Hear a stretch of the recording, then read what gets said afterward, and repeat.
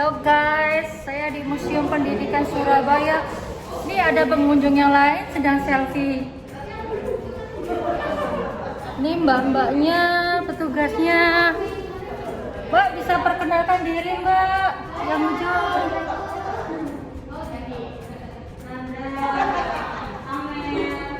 Masnya? Oke, makasih. Mbak, saya boleh masuk ya? Ini saya masuk di Museum Pendidikan, bisa dilihat Praaksara. Mbak, ini nggak ada guide-nya ta? Ya, bisa di guide-nya mbak. Ya, nanti tak masukkan di vlogku mbak. Ini nunggu yang berselfie ya di belakang saya. Musim pandemi ini dibatasin. Sekitar berapa menit mbak? Satu pengunjung berapa menit mbak? 30 menit.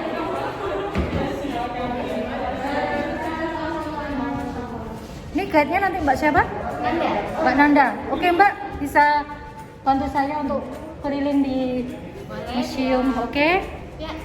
Oke mbak, monggo. Kita langsung ke sini. Museum Pendidikan ini kita kan menunjukkan perkembangan pendidikan di Indonesia. Ya. Nah, di sini kita akan ditunjukkan zona-zona mulai dari zona praaksara di mana kita masih belum mengenal tulisan, Ya. sampai ke zona di masa kemerdekaan di mana kita sudah memiliki sistem pendidikan sendiri. Oke. Nah, jadi pertama kita langsung masuk ke sebelah sini. Di sini ada patung diorama yang menggambarkan suasana pendidikan pada masa praaksara. Jadi pendidikan ini waktu itu tingkatnya masih dalam tingkat keluarga, di mana orang tua yang mengajarkan ke anak-anaknya ilmu untuk bertahan hidup di alam liar. Iya, Jadi Mbak. kira-kira pendidikan yang diberikan itu cara untuk membuat api, Iya. untuk mencari makanan, Iya. untuk mengolah makanan, Iya. dan juga untuk berpindah mencari lokasi tempat Oke. tinggal. Dan lagi mbak? Setelah dari zona praaksara ini Ya. mulai berkembang lagi pendidikan di Indonesia saat mulai masuknya agama-agama di lingkungan Indonesia. Ya. Nah, jadi yang kita tahu sendiri ada kerajaan-kerajaan yang masuk ke Indonesia itu memiliki ada 3 agama, Ya. yaitu Hindu, Buddha, dan Islam. Oke. Nah, di sini kita bisa melihat ada beberapa contoh kitab-kitab yang digunakan saat pengajaran agama Islam di Iya, Mbak. Indonesia. Nah, di sini memang koleksi-koleksi asli kitab-kitab yang digunakan pada masa kerajaan tersebut. Oh gitu. Jadi yang ini huruf Arab ya mbak? Nah, di sini kelihatannya seperti huruf Arab, tapi ini namanya adalah Arapegon. Yang Arapegon. mana tulisannya itu tulisan Arab, Ha-ha. tapi sebenarnya bahasanya menggunakan bahasa daerah. Bahasa daerah, bahasa Jawa atau gimana? Tidak hanya bahasa Jawa, Ha-ha. ada bahasa Jawa, ada yang juga Ha-ha. dari daerah Sumatera. Oh, gitu. Kayak bahasa Arab ya mbak? Ya, jadi memang karena penyebaran di seluruh Indonesia. Ah itu. Gitu. Ya. Ini juga. Mungkin ada yang lebih tua lagi di situ saat masih belum menggunakan kertas, tapi menggunakan daun lontar. Nah, saya lihat di sebelah sini. Nah, di sini manuskrip kuno yang masih menggunakan daun lontar, jadi masih belum ditemukan bahan untuk membuat kertas, tapi dengan cara menggoreskan di atas daun lontar yang dia memang teksturnya lebih keras daripada daun lain. Atau disebut kayak huruf Sanskerta gitu mbak? Bukan? Sanskerta bukan. Bukan. Itu Sanskerta kan memang untuk penyebaran agama Hindu. Oh gitu. Nah, ini yang sudah untuk agama Islam. Oh, gitu. Di sini kita koleksinya. Itu berapa baris ya mbak? Banyak sih. Banyak, Nah, Mbak. sayangnya ini kita juga masih belum menemukan penerjemah yang bisa mengerti bahasa yang dituliskan di lontar ini. Oh, Makanya gitu. kita sementara masih Ditutup dulu. itunya. Oh Iya. gitu.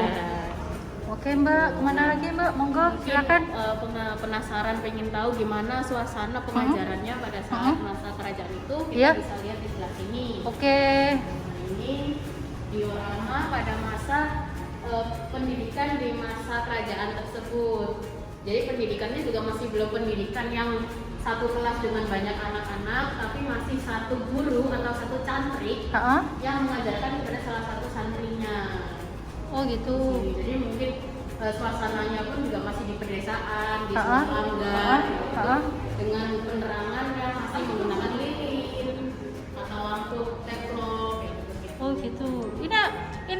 tahun berapa belum diketahui juga ya Mbak? Jadi kalau ini sih memang patung kita Ah, custom sendiri, ah. tapi untuk perkiraannya sekitar tahun 1800-an. Oh 1800-an. 1700 sampai 1800-an. Kira-kira abad ke-17. Berarti penjajahan Belanda. Betul. Nah, Belanda kan penjajahan 300 tahun. masuk ke sebelah sini. Betul. 350 tahun. Ah, 3 abad. Nah, di Satu sini abad. masuk ke suasana pada masa penjajahan Belanda. Oh, Itu gitu. masa kolonial. Hmm. Kita lihat di sebelah sini mungkin ada highlightnya, ada Ya. alat pencetakan buku atau mesin hand press, Hand press. koleksi pribadi milik KH Ahmad Dahlan, yang mana beliau ini juga salah satu pendirinya Muhammadiyah Oh gitu. di Indonesia. Nah, jadi memang ini asli dikirim dari Yogyakarta koleksinya ini. Gak boleh disentuh Mbak. Ya, takutnya nanti Rontok. korosinya gitu tangannya. Nah, jadi kalau sekarang kan percetakan buku menggunakan printing gitu ya, komputer. Nah, kalau dulu itu menggunakan kayak stempel sistemnya. Oh gitu. Tapi cara pengoperasiannya sendiri ini mungkin agak sedikit lebih rumit. Ini juga masih akan ada studi-studinya juga. Oke. Ada lagi Mbak. Di sini kita mulai lihat koleksi-koleksi yang digunakan juga pada masa kolonial. Jadi di sini salah satunya ada sepeda motor yang mereknya Zunda. Ini dulu sepeda yang digunakan oleh orang tua atau guru yang untuk mengantarkan anak-anaknya ke sekolah. Bagus Mbak sepedanya Mbak. Iya, betul, udah bagus. Ini sekitar tahun 1965 sudah ada sepeda motornya. Ini kalau boleh tahu punya siapa Mbak? Kalau punyanya siapa nggak ada spesifiknya. Oh, gitu. Cuman memang spesifik motor ini dulu yang sering digunakan, Oh. yang kayak ngetrennya gitu. Oh gitu. Bukan replika kan, asli kan ini? Asli ini masih bisa digunakan juga dengan baik. Oh, gitu. Bensin masih bisa jalan. Motor Oh, ini. gitu. Saking bagusnya perawatannya. Sebelumnya. Ini sebelumnya punya siapa gitu? Kok? Ini memang kita dapat dari kolektor. Oh kolektor. Iya. Mahalaan. Iya. Memang Dibeli atau diserahkan Mbak? kita beli. Wah berapa juta Mbak? Harganya kira-kira bisa dibayangkan sendiri lah. Oh dari kolektor. Kita ditunjukkan ada foto-foto sekolah-sekolah pada masa dulu tahun 1930-an, Oh. 1920-an. Oh gitu. STM 1 yang sekarang sudah menjadi SMK 2. Oh kompleks itu ya Mbak ya. Di sini juga kita bisa lihat ada lampu-lampu tradisional yang digunakan pada masa itu. Ya. Nah, di sini kita lihat ada perkembangan, ada mesin ketik dan juga ada komputer apricot yang di masa zaman dulu. Iya.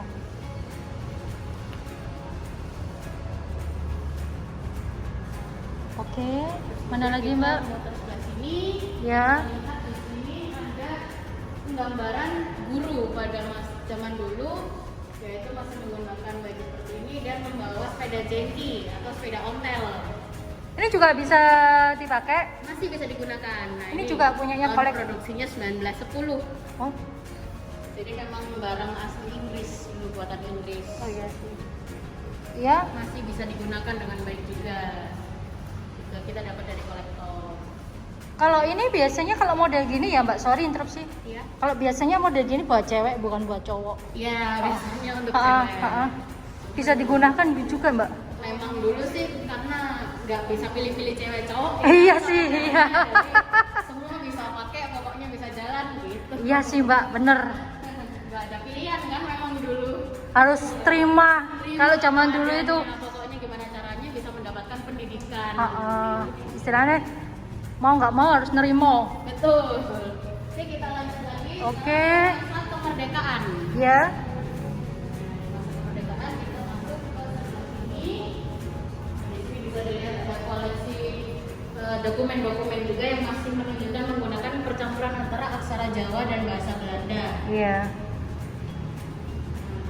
Nah, ada yang di sebelah sini. Pusing Mbak lihat anunya Mbak. Nggak paham semua tulisannya. Oh nggak paham itu wes. Nah, di sini highlightnya koleksi-koleksi kita Hmm. yang lebih fokus ke masa kemerdekaan. Jadi di sini Iya. ada koleksi-koleksi buku-buku yang digunakan di sekolah-sekolah pada masa kemerdekaan, yaitu tahun 1950-an. Oh 50, habis Nah, merdeka ya? Ya betul, saat kita sudah mulai menemukan sistem pendidikan sendiri dan mulai menghapuskan sistem pendidikan zaman Belanda. Oke Mbak. Nah, terus sebelah sini kita ada koleksi namanya Sabak. Sabak ini dulu zaman dulu masih belum ada buku tulis. Ini merupakan seperti papan tulis pribadi milik murid-murid. Oh gitu. Jadi saat masih belum menggunakan buku tulis. Ya. Dan ditulisnya menggunakan alat tulis namanya grip. Yang mana? Jadi, nih di sini ada grip dan ini tempat pensilnya. Itu asli, grip asli Mbak? Ya asli semua. Itu bentuknya gimana Mbak? Kayak pak? Seperti kayak pak? isinya pensil. Oh Mungkin gitu, tahu. Nah, bagian tengah-tengahnya pensil itu kayak gitu. Nggak patah kalau ditulis? Oh enggak, karena dia sistemnya menggoreskan. Oh gitu. Bukan untuk mengarsir gitu. Oh, Dia cuma menggores batunya. Oh, gitu. Sabak ini. Jadi nggak akan habis juga isinya. Kayak paku ya Mbak? Betul, seperti paku. Lebih seperti Terus penghapusnya nggak ada modelnya penghapus Nah, untuk? penghapusnya itu pada waktu menggunakan sabak ini. Hah? Setelah saya mendengar dari alumni-alumni juga yang Hah? dulu Hah? menggunakan ini, Hah? mereka menghapus dengan getah daun. Jadi masih belum ada penghapus pada saat itu. Pakai daun? Betul, daun yang diremas-remas Hah? gitu. Hah? Nanti kan keluar cairan Hah? getahnya. Hah? Itu yang digunakan untuk menghapus gesekan-gesekan ini tadi. Tapi nunggu kering kalau setelah itu kan getah kan? Iya, betul. Jadi habis dihapus, nunggu kering lagi sampai baru ditulis lagi gitu. Ih, Memang susah ya Mbak. usahanya Zaman banyak. kemarin ke sekolah terus bawa daun berapa itu Mbak? Iya. Bisa kita bayangkan Sekarang kan? tinggal ada pencetan delete gitu. Nah, Bedanya teknologi zaman dulu dan yang ah, sekarang. tak bisa bayangkan Mbak. Iya. Sekolah pakai sepeda ontel, bawa daun.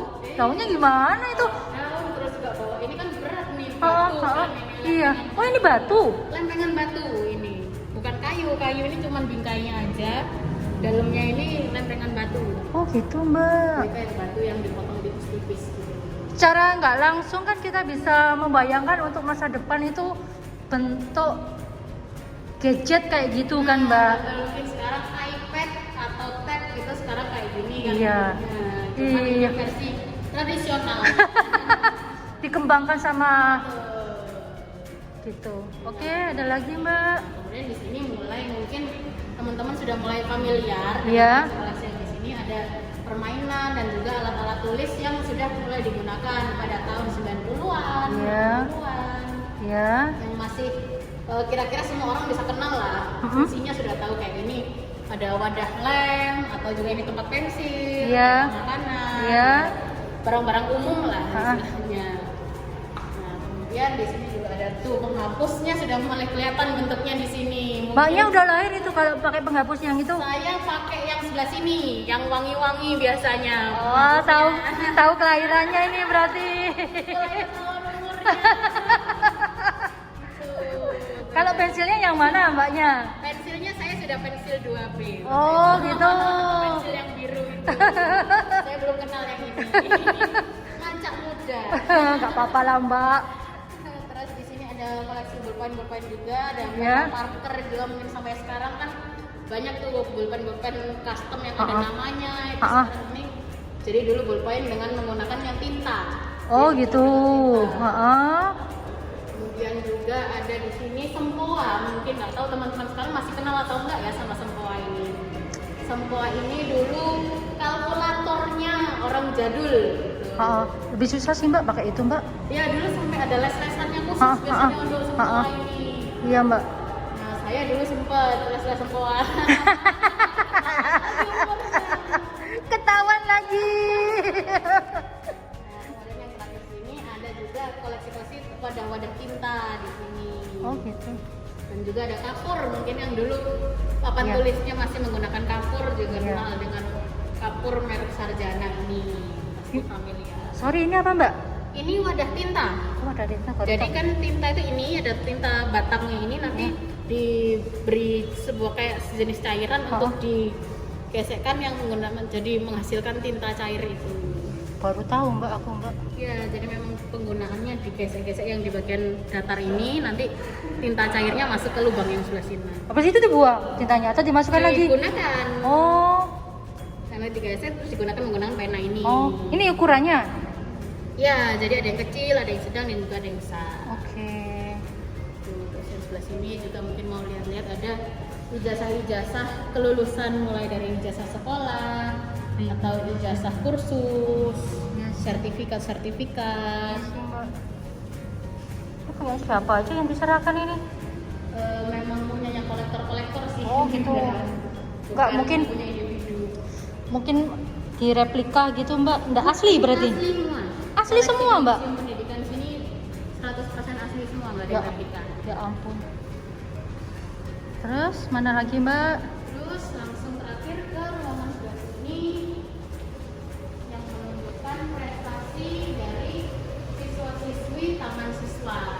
Oh. Ini, karena gedung ini dulu adalah gedung Taman Siswa, Hah? yaitu sekolah yang dibangun oleh Ki Hajar Dewantara. Oh, Nah, gitu. ini prestasi-prestasinya dari siswa-siswi tersebut. Ada piala-pialanya. Kebanyakan dari siswa-siswi SMP atau SMA mana Mbak? Yang ini yang khusus memang SMP SMA Taman Oh, Siswa gitu. di sini. Jadi ada namanya Taman Madya dan Oh. Taman Dewasa. Itu tahun Yang berapa, Mbak? Sekitar tahun 1920-an. Oh 1920. 1920-an sampai kalau nggak salah Taman Siswa di situ sekitar tahun 2000. Oh gitu. Cuman memang sudah kurang populer sih, kan Oh. banyak sekolah-sekolah Iya sih. swasta juga yang Oh. dan negeri yang sudah dibangun di Surabaya. Kalau apa? Taman siswanya yang untuk ini berarti yang untuk yang dalam negeri Ini yang Surabaya. Surabaya. Ya, ini yang Taman Siswa Surabaya. Oh gitu. Yang itu juga Ya, sama. sama juga. Ini juga. Terus itu apa Mbak? Ini hasil-hasil dari sekolah kejuruan. Oh, gitu. Di tahun yang salah satu sekolah zaman Belanda juga sih di Surabaya. Surah kejuruan. Sekolah kejuruan yang dibangun oleh Belanda. Oh gitu ini nih. Sekarang menjadi SMK 8. Sekolah di 8 di mana ya? Saya kurang tahu beda spesifiknya di mana. Atau depannya Dharma Husada itu ya? Mungkin saya nggak Oh. tahu lokasinya. Ya sih nggak apa-apa sih Mbak. Mana lagi Mbak? Sudah selesai. Ya? Sudah selesai. Makasih Sama-sama, terima menjadi pemandu Mbak. Makasih infonya bisa menambah pengetahuan teman-teman. Kalau lihat di vlogku gitu. Semoga berguna untuk ilmu-ilmu yang sudah kita Iya. sharing tadi. Karena harus secara nggak langsung siapa lagi kalau kita nggak mengunjungi gitu. Memang untuk teman-teman ini Ha-ha. harapan bangsa ini memang. Iya sih Mbak gitu. Kalau boleh tahu kalau di Museum Pendidikan ini hari apa, jam berapa gitu Mbak bisa dijelaskan? Jadi Museum Pendidikan Surabaya ini Mm-hmm. buka mulai hari Selasa sampai hari Minggu Mm-hmm. karena hari Seninnya tutup. Heeh. Nah, jadi Selasa sampai Minggu ini buka mulai dari jam 9 sampai jam 4 sore. Oh gitu. Jadi pendaftarannya juga bisa dibuka dari tiketwisata.surabaya.go.id. Iya. Pendaftarannya Itu. per sesinya dalam 1 jam maksimal 30 orang. Jadi pastikan kalian periksa dulu kuotanya, Ha-ha. baru bisa pesan tiketnya. Gratis. Gratis. Itu kemarin sih saya melalui websitenya yang disebutkan tadi sama Mbaknya itu free. Kalau orang selain Surabaya ke sini bisa? Bisa, semua orang bisa datang ke sini. Oh bisa ke sini ya Mbak ya. Semuanya. Ya. Mau dari Indonesia, luar kota, luar negeri pun juga bisa datang. Oh ke sini. gitu. Gratis semuanya. Oke. Cuma tinggal isi data diri di website yang sudah disebutkan tadi. Ya sih kemarin saya daftar itu harus mengisi KTP Mbak. Ya, betul. Takutnya nanti apa kan kalau pelajar-pelajar gitu kan pakai kartu pelajar kan atau di situ ditambahi websitenya ini kan KTP. Kalau diisi kartu pelajar gitu misalkan kan kadang kan usia di bawah 17 kan belum dapat KTP.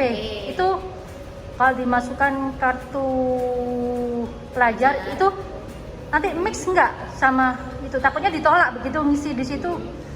Nah, jadi solusinya karena kita bukan minta spesifik KTP tapi NIK. Nah, kalau warga Indonesia kan otomatis sudah punya KK nih, sudah punya kartu keluarga. Nah, ada nomor NIK-nya. Jadi memang disarankan untuk datang ke sini itu sudah mengisi di website dulu sebelumnya, baru datang ke sini supaya nggak kebingungan untuk reservasi di on the spot di sini juga. Oke. Permudahnya pendataannya. Oh gitu. Kalau misalkan langsung ke sini gitu, nggak melalui website gitu nggak apa-apa? Nggak bisa, kita Nggak bisa? kan sudah otomatis masuk sistem. Oh harus online ya? Mau nggak mau harus online gitu kan? Jadi Kan? memang harus kemana-mana kalau bisa di bawah KTP dan Oh, tanda gitu. kenalnya aja. Gitu. Karena sebagian ada teman saya sih Mbak, kan misalkan dari Sidoarjo gitu Iya. kan main sini kan dekat mall, Iya. Tunjungan Plaza, Grand City, terus mampir ke sini gitu tiba-tiba datang langsung gitu nggak bisa ya, harus online ya? Asalkan kuotanya masih ada di online-nya itu tadi, bisa masuk. Pokoknya semua harus lewat online. Oh gitu. Reservasi online. Apalagi pandemi ya Mbak ya? Iya betul, karena untuk tracingnya kita juga kan. Tapi selama pandemi ini rame Mbak? Sudah lumayan ramai. Kalau dari awal-awal itu kan memang mungkin masih belum banyak yang tahu kalau masih sudah buka. Tapi mulai makin kesini sudah makin mulai ramai. Oh gitu. Apalagi Lebaran kemarin itu sudah mulai ramai juga. Oh gitu. Oke Mbak, makasih infonya. Maaf nggak bisa jabat tangan karena pandemi ya Mbak ya. Sudah dikunjungi, sudah terima kasih. Iya, sukses untuk museumnya. Mungkin bisa tambahin lagi koleksi-koleksinya. Kita masih akan mengembangkan terus. Iya. Oke Mbak, makasih. Sama-sama. Waalaikumsalam.